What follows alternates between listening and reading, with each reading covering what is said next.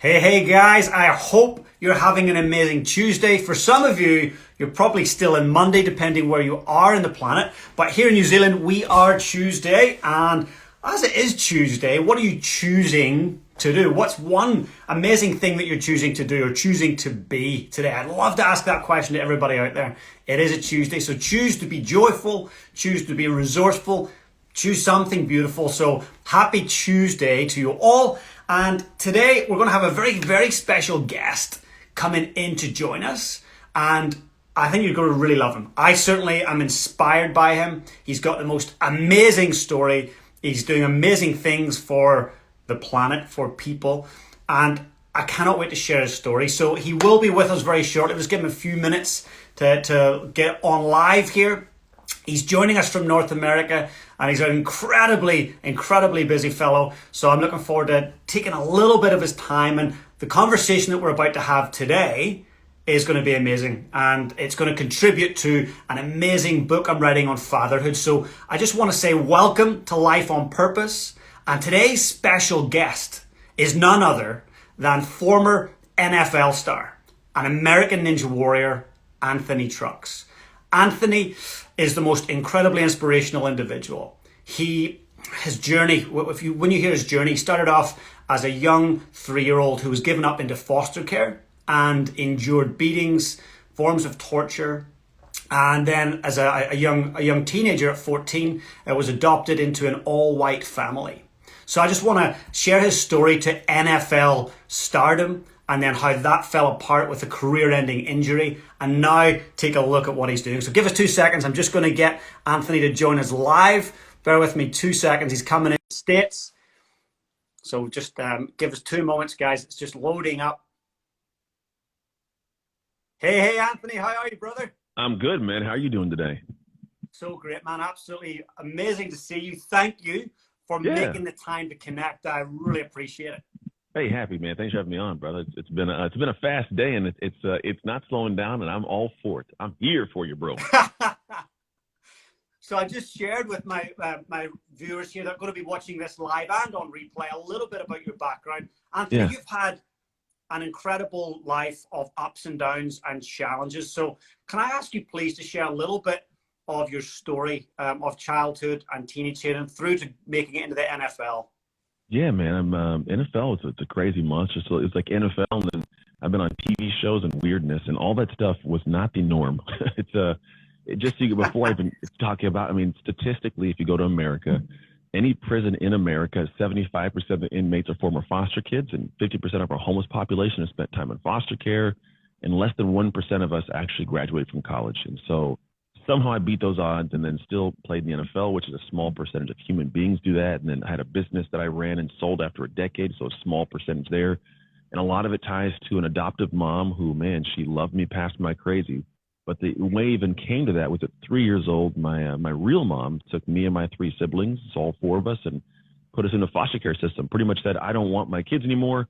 And she gave us up into this crazy world that was not a very good world for us, man. Like the world did some, we'll call it damage to us as kids. And so through a lot of ups and downs and navigating identity, like I didn't know who I was or where I fit, man, at 6 years old, I ended up in a family. It's an all-white family. So I had these dynamics of not knowing, what's up, Cade?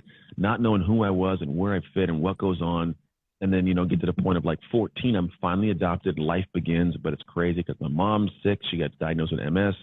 My older brother goes in the military, and I'm one of 6, and he was like my rock, trying to figure out football. I'm horrible at football. And, I kind of almost gave up on life at a young age and was going to become a statistic. And then I decided not to, through a weird turn of events. I was like, I'm going to be great. I'm going to beat these odds. I'm going to do something amazing. And I kind of set my sights on something different. And so I decided to like work incredibly hard towards something that didn't make sense in the moment. But there was no reason to believe that what I was trying to do was actually going to come to fruition, but I did. I planned out how to execute, and I ended up getting a scholarship. So I played football at the University of Oregon on a scholarship, got a chance to play in the NFL, had a kid at a young age, married my high school sweetheart. After college, I got a chance to play in the NFL, but when I got done, I broke my life. Is the best way to explain it. My marriage got shot. Business was tanking. I was almost bankrupt in the business. I wasn't a present father. We had 2 more kids. So I had 3 kids, and just wasn't good, man. I didn't like myself. Post football, was not a fan of what I was living. And sure enough, it gets to the point where, like, I want to take my life genuinely. I was like, if this is life post-football, I don't want to be here. And a lot of people who are listening to this story, it's like, cool story, bro, right? It isn't really, it's like just some guy's story. And there's a lot of bad stories. But the big thing that I want to impress upon the heart of the individuals listening right now, and I'm talking to you, is that there is a level in your life where you don't want to be. And there's two places it could feel like. One is like, holy crap, this sucks. I really want to get out of here. Or it doesn't hurt enough to move. The problem is both those places land you in an end result that you don't appreciate and you don't want to be in. And so right now you might be going through life and it doesn't hurt enough. And for me, I find out like eventually it hurt enough. For a couple of years, I went through that fog of kind of like doing whatever I do, no big deal. And then I was eventually like, you know what, this hurts enough. I don't want to feel this. And when you don't want to feel it, something has to change. And I dug in. I realized that I and all of us was the common denominator in all my problems. I was the one that was always there, always around, we'll call it, consistently, and all my problems. So I was like, I got to figure out what this guy needs to work on. And through a turn of events, man, I figured it out. I did a lot of work. I found out that there's a process to it. There's a way to navigate it. And so after 3 years divorce, got my marriage back together. My kids are happy and healthy. My business is thriving. I'm in good shape, better shape than I was, we'll call it. I'm not in football shape like I used to be. But the big thing was there was a catalyst moment of my mom passing away. She passed from MS, and I got to the point where I was like, I got to find some way to make this woman's investment in my life worthwhile. I got to do something to press into the world in a way that carries her message. And what it was for me was like she unconditionally loved this little bad black kid that really had, was not her blood. She had no reason to keep me, and I made her life pretty difficult. I was like, damn, if she can love me past the crazy to help me reach a full potential, what if I can unconditionally love the world in that manner? Those who don't love me, right? Those who cause problems to my life, how can I love on them and create something special for them that allows the world to be better from whatever the world I went through? And so that was kind of like the catalyst to my life being what it is right now. And yeah, man, so now in this world, I get to go back and give back through messages and speeches and videos and teach things from lessons I've learned and then guide people along what I call the shift method to get to that point in their own life.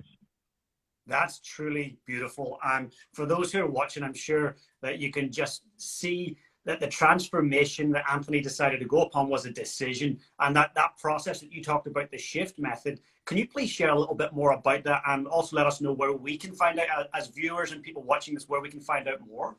Yeah. So there's a couple of ways. One, if you want information on this and possibly it sounds like something that resonates, you can go to my inbox and Instagram here. You can do it right now. We're on here and just type the word shift and message the word shift to me. And then I can pop in and have a discussion and connect you with the people in my team that can unpack everything. But here's what I realized. There is a stage, multiple stages you must go through to get where you want to be. For me, the end result is an identity shift. And so what that means essentially is you shift into the person who has what you want. Because if you were that person, you'd already have the things you want. You'd think a certain way. You'd feel a certain way. You'd do certain things that are easy. And the shift method goes through a concept of first see and then shift and then sustain. There's 3 specific stages. We don't got to go super deep unless you really want to go deep. But what I did is I took this look at my life and said, where did I navigate all these crazy things? Because I've gone through, I think we counted like 30 plus shifts that other people, when experiencing them, usually get stuck on and never come out of. But I got through a lot of them, like all of them, right? So how did I get through them was the question. Where does neuroscience tie in? Where does psychology, and how do I make that actionable for a human? Because it's all good to hear stories. We can sit here back and forth and tell stories all day, but Jathan and Mohammed is on here, like they want to know how in the world you do it. Like, what was the thing? How can I take that in my life, plug it in, and actually have my life do that? And so I was like, let me figure that out. And I worked through a process. Here's what I realized that I've understood from science and habits and identity. Your habits, what you do consistently, will turn you into somebody. It just does. Unfortunately, we borrow habits from people. We see something we read an article and go, we should do that. So I do that. And I never realized that every time I'm being somebody and showing up, I'm becoming someone. So people get to midlife and go, I don't even know who I am anymore. Right? Well, it's because you just adopted the habits because the boss said to do it, or you read it in a magazine because Jennifer Lopez did it and you love her butt. Like, that's not a realistic reason. You know what I mean? So I go back and say, who do you want to become? The big piece of it. And then what football taught me was this. You have to understand how to first plan, strategize and plan at a world-class level. Most people buy planners, like they buy these planners with no idea how to plan. So what happens is you never get to the point of trusting the plan. And if you don't trust the plan, you'll never execute, right? And so what happens is football taught me how to masterfully strategize and pretty much, plan something that I could trust and follow. And then the execution part happens.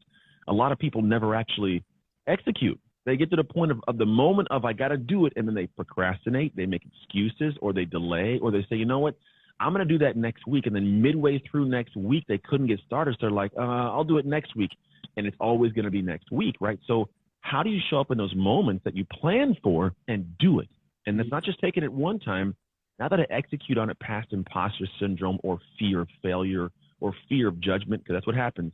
Most people think that it's like, I just don't have the system or information. Most people have too much information. It's not a shortage of information. There's a fear dialed in somewhere, even if it's just a fear of failure, right? And so if you didn't have fear, you'd already be doing it by now. We're just being honest. If there wasn't some little fear somewhere, it would already be getting done, right? And the last piece of it is the one that's most important is, are you staying consistent? Because most people, there's zero consistency. They'll try something this week, and then it gets hard, and the next week they don't do it, and then they keep not doing it, and eventually nothing pans out, and they wonder why there's no success. I ask people when I talk to them, let me take a look at your life a year ago. If you had done a year ago everything you planned yourself you were going to do and promised yourself you do, what would your life look like right now? Like seriously, if you were to, think about I was going to get up every day and get a workout, you'd be lighter, you'd be in better shape. If I was every day going to do a podcast, right, I would have a podcast with followers and listeners. If you were going to launch a coaching program, you'd have clients and be making money right now. If you had to do social media, you'd have followers that could turn into something to help you support a community and a cause, right? But people get into something with no plan. If they do execute, it's short-lived. So all of a sudden, consistency becomes impossible because it's not who I am to do this thing. Because here's the beauty. Those things that got to be done, everybody who wants what you want does them. If they have it, they've been doing it. But it looks easy to them. It is easy because it's who they are. When it's just like what you do, dude, it becomes fun. So imagine if I wanted to, I had to take this pill. And this pill, I hated taking it every day. But if I took the pill, I would lose weight. If I hated taking it every day, I would take it for a day and then I'd be like, I don't want to do it. It's gross, right? Now, and eventually I wouldn't get the result of it. But what if somebody loved popping the pill, man? Every day I'm popping it. Oh, yeah, right? That person loses the weight. It's the same thing for life. There's a pill you have to pop of specific needle-moving actions you got to do consistently for your dream. And when you learn to do them with joy, you have the success and it looks easy. And so for a lot of people, if you just pop it on, the true thing of what I look at with the shift method is see, shift, sustain. I see what's got to be done. I craft a plan. I shift. I do the work. I execute consistently. Sustain, it's going to be over time. When you can do those three things in a way that we teach in the method, and we do a lot of like planning, structuring, strategizing, and then it's a lot of action, dude, life changes. Everything turns over. The one issue we typically run into, which is an interesting question, is, I'm already in this coaching program, or I got this information, or I read this book. When I'm done with that, then I'll go and talk to you. And it's like, I think you're completely missing the point. The problem is a lot of people get information overload. They get shelf esteem. I buy it. I feel good. It goes on my shelf and I feel good, and I never consume it. And I never execute it. I'm the guy that gets you to go in and say, okay, what do you have access to? What information do you have you haven't utilized? What steps do you know you should do that you're not? How do I get you to do those things and not just do them one time, but make it who you are? Because once you got that one done, that becomes easy. It's spinning. It's like riding a bike, right? You're struggling to ride the bike right now. The moment you ride the bike, now you can take something else on. Throw the newspaper, chew your gum, have a conversation. You can add more things that make you successful. So many people right now in life haven't even learned to ride the bike. So they can't go to the next thing that can give them success. And so I teach you how to kind of ride the bike of your life. I just made it up. I think it makes sense. That's epic. It makes sense to me. Let me on that bike. I want to know more. I think that's seriously phenomenal. I love the whole idea of shelf esteem and, buying all the self-help books, but they sit on the shelf. That's golden. Yeah. So we think about parenthood. I think when we, as parents, we are leaders, we are role models, we're modeling for our kids. So a question I've got for you is, what does it mean to be a dad to you? What is it, the meaning behind being a dad? It's everything, dude. For me, it's everything. And I genuinely mean that. It's not like this arbitrary, like, it's everything. And I'm not the perfect father, but it really boils down to a lot of how I look at legacy and life. And and my background, right? So I grew up in an environment where I did not have my real father in the picture. I didn't meet my real dad till I was 21. I had foster dads, and it wasn't a good, I had one good foster dad. Don't get me wrong. My dad, he's a good guy. He's only 12 years older than me, though. Like, I have a weird dynamic there because I was young when I got adopted, and he was also. So what ended up happening is I look at the world, and I realized that for me, there's a moment in time when I was 20 years old, sitting in the University of Oregon locker room, and I was about to go into a workout. I get a call from my fiance because we were engaged at the time, no baby in the picture, and she calls and says, "I'm pregnant." And I'm 20 years old, and I'm a college student. And most people would be like, "Did you freak out?" I had people telling me, "Tell her to get an abortion." Dude, the moment I heard, I was like, dude, I'm excited. Because I now could give back to a life the way that was not provided for me. Like, I'm a college student. I'm going to have a degree. Like, no one in my family has a degree. In my extended or my adopted family, nobody has a degree. Like, I got an opportunity. I got a fiance, a girl at home who she's in college too. Like, she's getting her degree at the same time. And I mean, I didn't know I was going to do it, but I was like, all right, well, I'm a full-time student. I'm a full-time athlete, but I'm also going to be a dad. So I was like, I'm a dad who plays college football. That was the identity shift I made. I'm a dad who plays college football and is a student, right? And when I realized that, like, that came as priority, how I would be at home. I wasn't partying and hanging out. Like, I was at home. It literally formed a different kind of, I guess, connection of what was important to my brain in those moments. And I now am in a place where I got 3 kids, and my oldest is 16, and he just got his license, get his license, got his new car. The dude is an amazing human. Like, I love him even more than my son. When I separate myself from being his son, he's just a good human, right? And it's awesome to be able to be his dad. And that's what informs my decisions for how I show up in the world, because I realize that whenever you go into the world, you are always someone to someone. Oregon did win. We won last night with 60. Hey. And, 2 nights ago. So what happens is when we go into the world, we're always someone to someone. We don't even know that's someone, right? Typically. And you do things without realizing that there's going to be this base of people that see who you are. And so for me, one of the things that my kids will be able to say at all times, whenever I'm here or not here, is, my dad's Anthony Trucks, and he's a great man. There'll be no one that can walk up to them in a private moment and say, "But you didn't know this about your dad," or, "He wasn't as good as you thought." And so my kids will be able to walk with their heads held high, knowing that I was their father, the way I showed up in the world, who I served, how I do these things right here. It's a living example of chasing a dream, like a dream to take my craze and make something useful. It's a living example of how to treat humanity. It's a living example of how to treat your wife, how to treat your kids. So I'm a living example of these things. And I think when I say my being a dad's everything, it is who I am. It's an everything thing. It's not just Anthony floating, through life. And I think nobody, even if you don't have children, it could be for your parents, it could be for your siblings, it could be for your colleagues, it could be your orphanage. You got to realize that when you're entering this world, there's going to be people that are going to say they know you. And for me, I want to have the people that will be introduced, whenever they say I know them, they're met with this, "Oh my gosh, that must have been great. That's a great human." So I do the things because I know that they're going to have those moments later on. That's unbelievable. Thank you so much for sharing that. And I think for those people who are watching, like, having a legacy statement, or, how do you want to be remembered as a dad, as a human? Anthony just shared that with us, and that was incredible. And everything that Anthony does, it sounds like, dude, whatever you do, you're doing it with that in mind, thinking about your loved ones, your kids. That's truly beautiful. 100%, man. You got to. There's always got to be a driving force. And I don't think it always has to be some pie in the sky, humongous thing. Sometimes it's something simple that you just feel connected to it at a core, ethical daily process. Like, that's my little thing in the back pocket. That's how I make decisions. Should I, or like this morning, it's an interesting dynamic, but I have a speaking agent, and I have a speaking agent that comes on, and no matter what speech I get, we have a contract that says that she gets a percentage, whether I book it or she books it. And you'd think, like, well, she didn't do any work on that. Why should she get any connection there? And so prior to us even signing on, I had this organization I signed a contract with a while ago, and it was supposed to take place this year in I think April. Well, obviously things shut down, so they shut it all off, canceled it. She wasn't even around at the time. And as an agent, I think it was beginning like January, February this year, I started talking to her, we signed on. So this company came back and said, "Hey, we want to have you do a virtual event in January." We're talking almost a year later, and they want to do it. She wasn't part of it. Just today, I messaged her, said, "Hey, I just concluded a virtual presentation that's going to take place in January. This company, they don't do social. It's a nonprofit. She would never know. The world wouldn't even know I'm doing it. But for my integrity purpose, I let her know, hey, I have this thing coming. you have money coming from this. She didn't know about it, wouldn't. And it's not so much that it has, like, I don't even know why I'm telling you, because typically I wouldn't tell people this stuff. But for me, I realized, but this is the integrity piece. So that if I was doing my thing and she did find out, and my kid said it, I'd be like, yeah, but you know what? Years ago, your dad, I found out he took a speech and didn't pay me. Like, that could happen.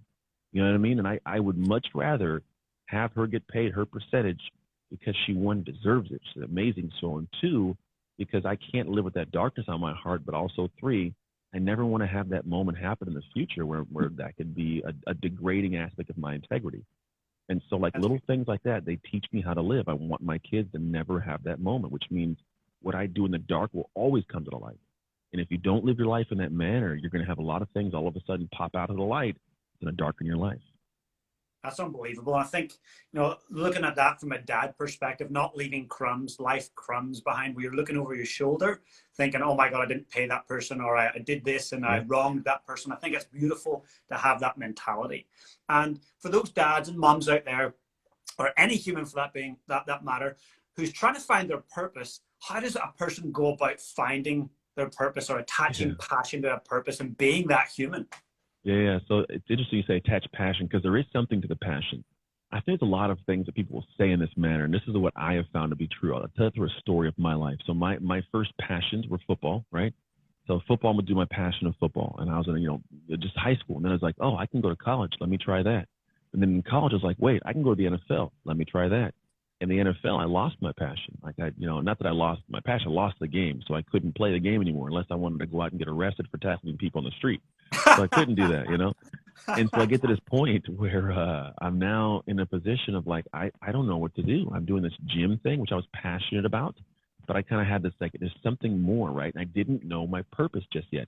But here's the thing. At every level, I was like, I'm going to retire playing football. Then it's like, oh, well, that didn't work out. I'm going to retire doing the gym thing. I sold out in the passion of the moment. I would soul out. I would do everything. I wake up early, go to bed late, learn everything. I do all this work. So I'm passionately chasing what resonated with my heart that didn't make sense to people. I almost went bankrupt in the gym business probably 7 times, dude. But my friends and my wife were like, cancel it, close it, just take the L, move on. Like, and I'm like, no, I got to do this, right? And so my passion led me, and then it led me to eventually like consulting. I'm like, oh, this consulting thing's really cool. I can talk to organizations about how to keep their people healthy to minimize strains and sprains in the industries of corporations. So I was like, all right, I'm going to do that. And in doing that, I was like, oh, well, people actually like me talking, so I can talk, and I'm doing fitness. I'll talk about fitness. So I was talking in fitness. Again, a new passion came up. Let me go talk on the fitness, kind of, we'll call it the circle, whatever, the circuit. So I started doing that. And then I was like, I like talking. And then people heard my personal story. They're like, we love your personal story. It's like, oh, well, when I try something like that, happened across a guy named Brennan Burchard who teaches you how to do this stuff. I'm like, oh, interesting. So like, let me try this. So I leaned into that passion. I've been doing that since. And I got to the point where I oddly enough, I become like, I'm a person that goes to Brennan events and weirdly like end up on his stage. It's a long story, but I ended up chasing the passion of like, whatever I'm doing, I'm selling out. So I would talk and I would share, and then I got asked to volunteer. And so I'd volunteer, and you get to be around the people, and you get to learn stuff. I eventually got to meet him, and and then the things just roll. But because I'm passionate about it, in the moment, that thing, I'm introduced to more. And we ended up getting, he invited a bunch of guys out to this ranch in Wyoming, Jackson Hole, Wyoming. And I'm talking about guys around a table like him, and got Lewis Howes and Trent Sheldon, Russell Brunson, Jeff Walker, Dean Graciosi, all these amazing minds, and great hearts. And we're all sitting there. One of the guys, Ethan Willis, I'm telling him my business called Trust Your Hustle at that time. And this is where the passion leads to the purpose. So I'm telling the story, and all these guys, he goes, I don't like it. I go, what do you mean you don't like? What are you talking about? You don't like it? I'm like, this is my life's work, dude. This is what I've been building up to all my life. I've been doing this. He goes, yeah, I don't like it. I'm like, what don't you like about it? He goes, well, there's a message and a messenger. He's like, the message is this thing that is a powerful message that lands, right? But the messenger, you get the messenger connected to that, and you got magic. And he's like, you know what? I want to know. He's like, the hustle part sounds good. He's like, but how in the world did you get to the point where like you navigated past the being the foster kid? How did you navigate past losing your football identity? How did you navigate past losing your mom? How did you get past losing your marriage? How did you get your marriage back together? How did the business keep going? How are you here? How are you in this room with all these people? He's like, one of those things would knock so many people off track. What did you do different? And then the conversation was like, someone said something like, Brandon might have said something like, it's kind of like an identity thing. It's who you are. I was like, interesting. He goes, yeah, I think you should look into that. Look into identity. He's like, no one really talks about it. There's got to be something there. He's like, I'm listening to your story. There's a certain part of who you are that's different from everybody else I know. And I was like, all right. So I kind of dug into it. And lo and behold, like 70% of the stuff I've been working on was already in line with the science and the study of identity. No one else in the world was really talking about it the way that I think it could be definitely talked about in a depth and how it connects to our common, world. Because right now it's all habits and mindset and productivity. And don't get me wrong, those things all work. But what's interesting is identity is like a burrito of all those rolled up. When you are of an identity of the person who succeeds, there's not a question about mindset. It's just who you are to do that thing. Somebody else calls it a strong mindset. You call it Tuesday morning. Like there's the habits. Somebody else like, you got some powerful habits. I'm like, yeah, that's how I run my morning. It's my morning routine, right? There's a way that I have this, certain aspect of my performance, high performance. Yeah, that's my regular performance. You call it high, like, so there's these levels. When it's who you are, it's all wrapped up in your identity, and it's easy. And so the more I unpack, I was like, dude, that's my purpose, because my life is just a connection of crazy to get to this moment of like, I'm the guy that's navigated more forms of identity than most people have before I even knew it. As a foster kid and then adopted by an all-white family, diversity. Then I got to be the kid that's, a mom who's sick and has MS. I'm the one that sucks at football, great at football. The only, the kid that doesn't fit in school because I talk like this but look like this. It's a different dynamic called Oreo. I got called an Oreo back in the day a lot. I got picked on in that way. Then you get to college. I'm a guy who was a kid. Nobody has a kid in college as a football athlete or is faithful to one woman. I had teammates tell me, you're never going to stay with that chick, bro. Get past her. She's my wife to this day. So there's different dynamics. And I got buddies they'll still talk about that. Some of my linebacker buddies. But there's a dynamic that's still in place.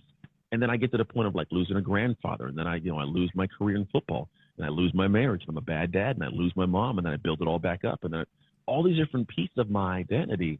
And that's the thing that for me, I think was the purpose. But here's the answer to your question.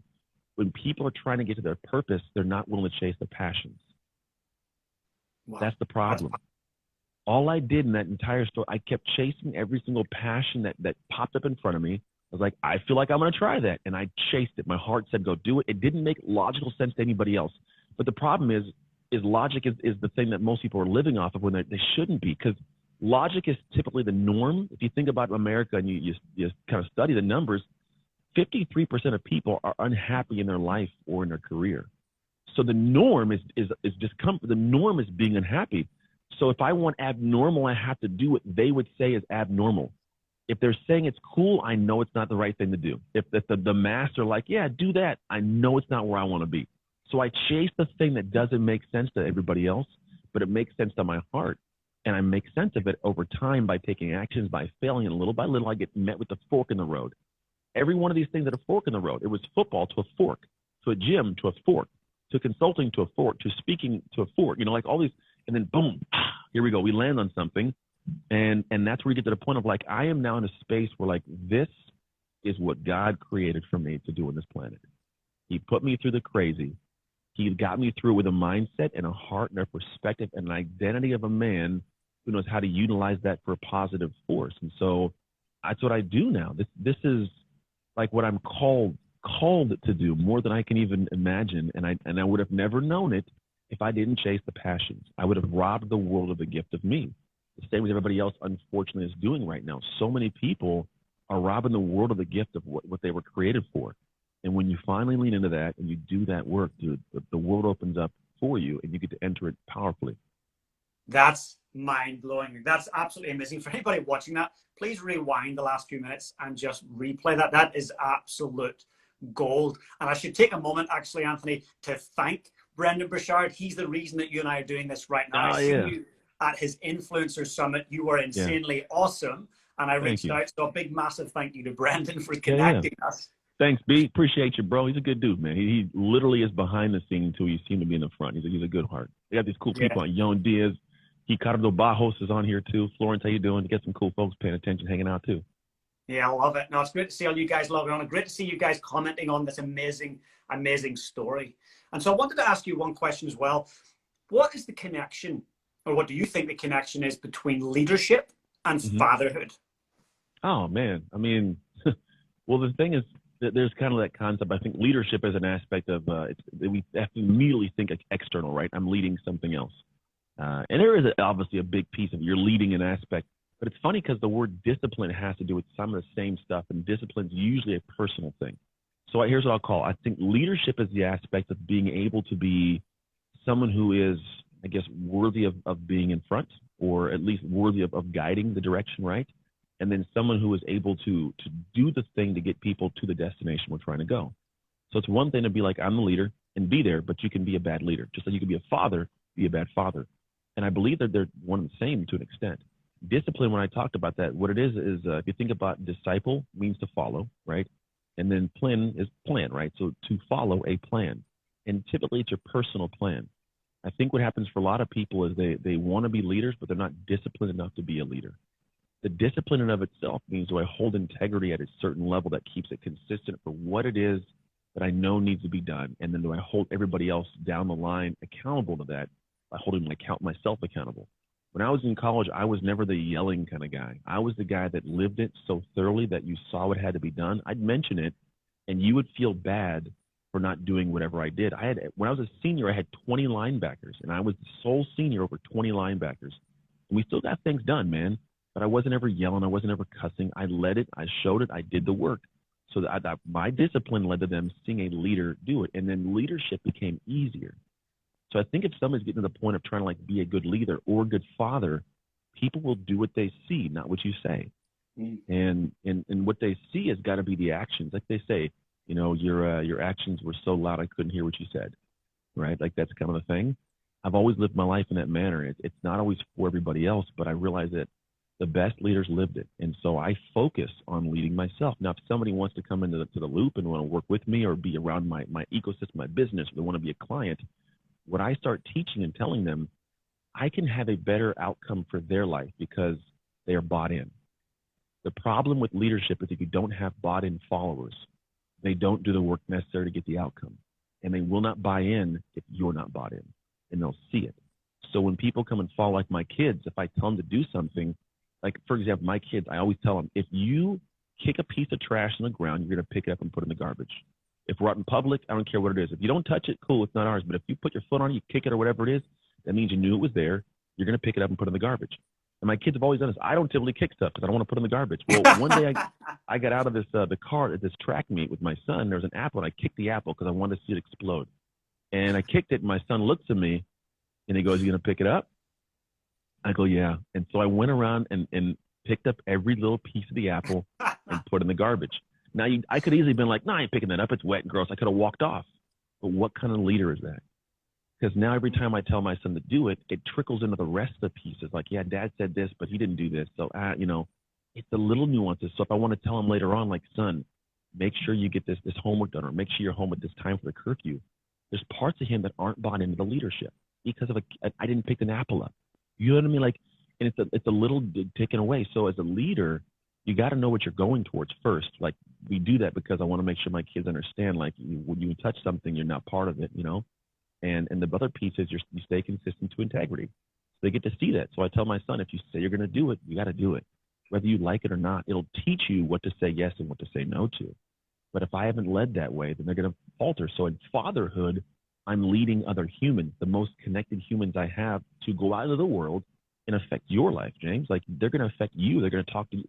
You're going to have a connection in a weird butterfly effect way, right? So I'm going to make sure my kids understand how to do it by being a good leader as a father. But as a leader in my life, they're also seeing things as well, because not everything's tied to fatherhood. So I'm in a long roundabout way of kind of talking, but I think for me, the big thing is lead by example heavily, and don't do it because you want to have them see you do something. Do it because it's who you are, and it becomes easy, and then you're a natural leader. They call it a natural leader. All the natural leaders I've ever seen are fairly disciplined, even if it's disciplined to do something stupid, right? They could be disciplined to be bad leaders, but they stay the course. They do that thing, right?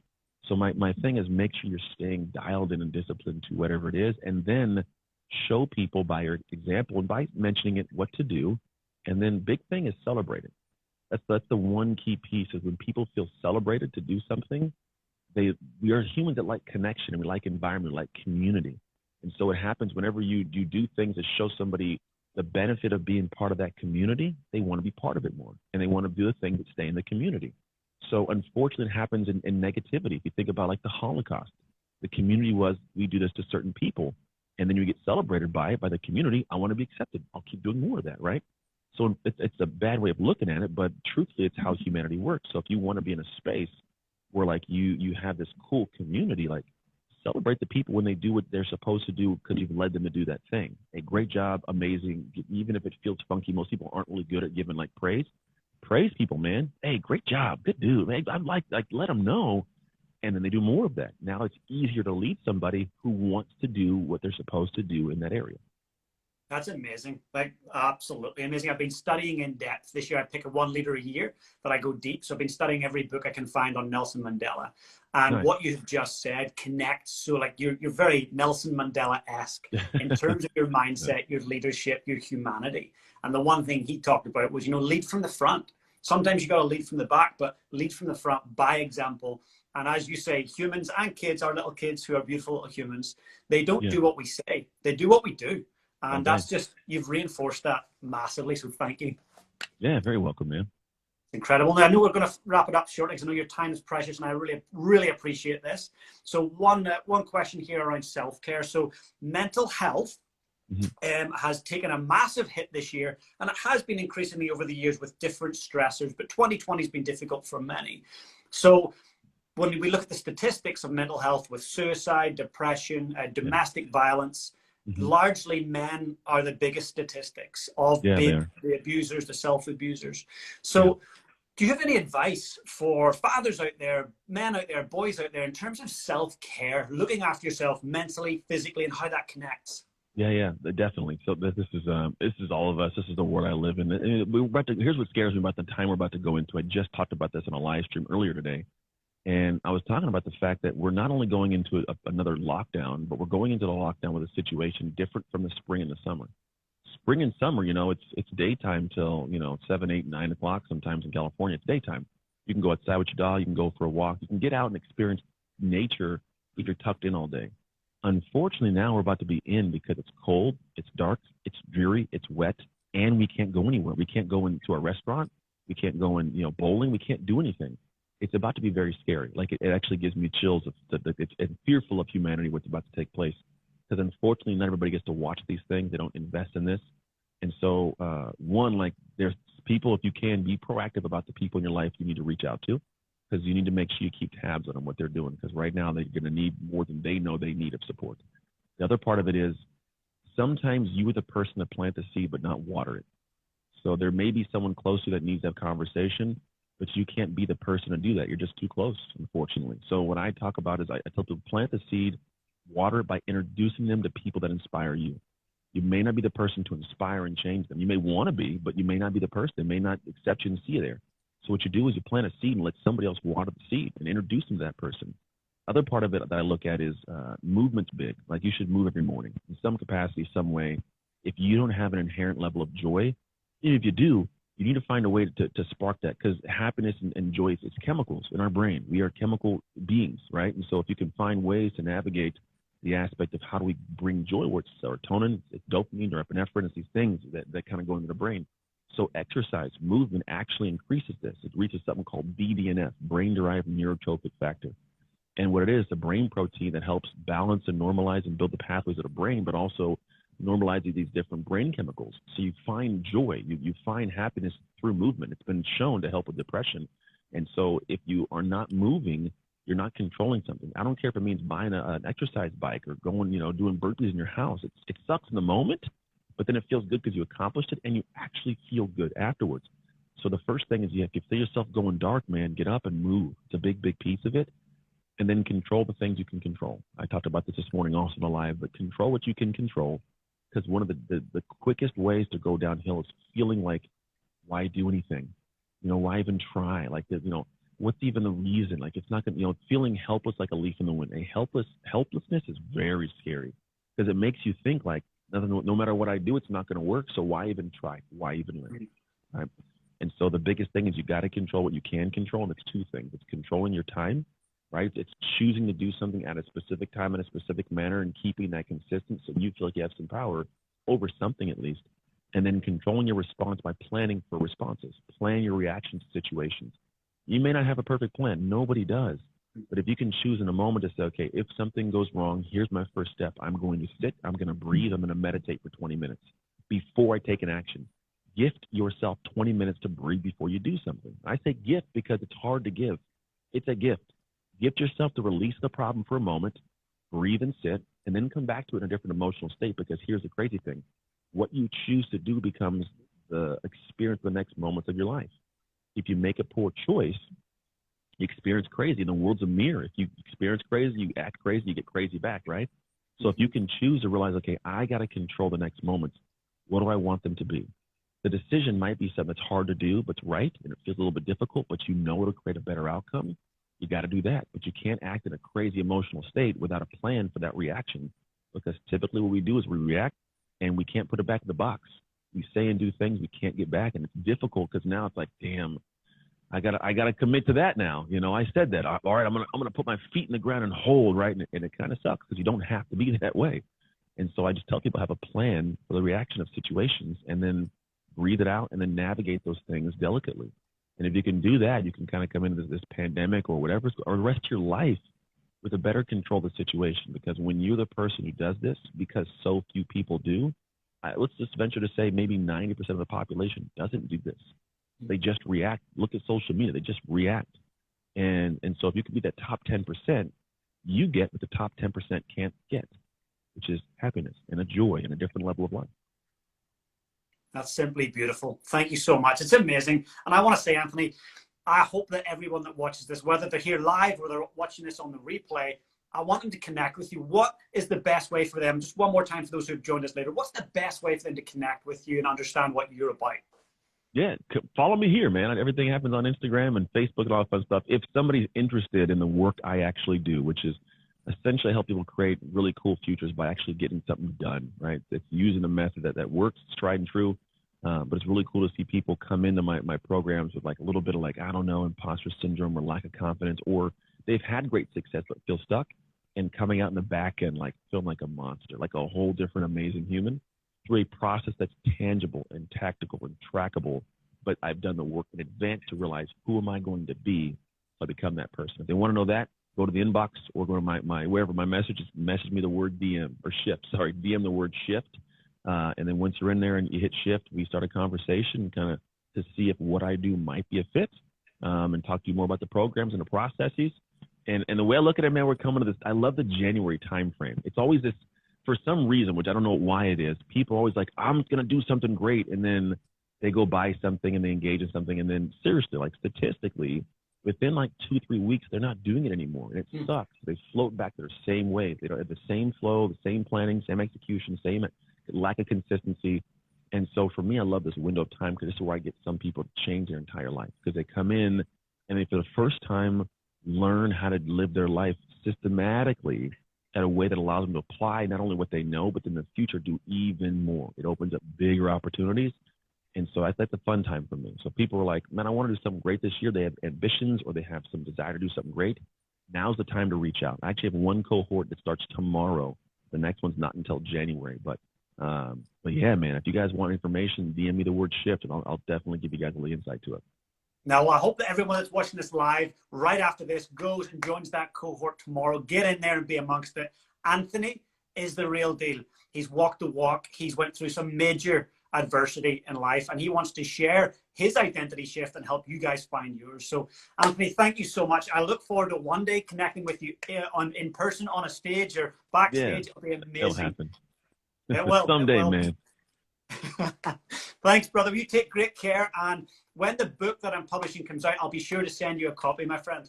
Thank you, man. Let me know. I'll get you on the podcast. We'll chat about it too. That sounds awesome. I look forward to it. Thank you so much, brother. Very welcome. Take care, everybody. Cheers, man. See you soon.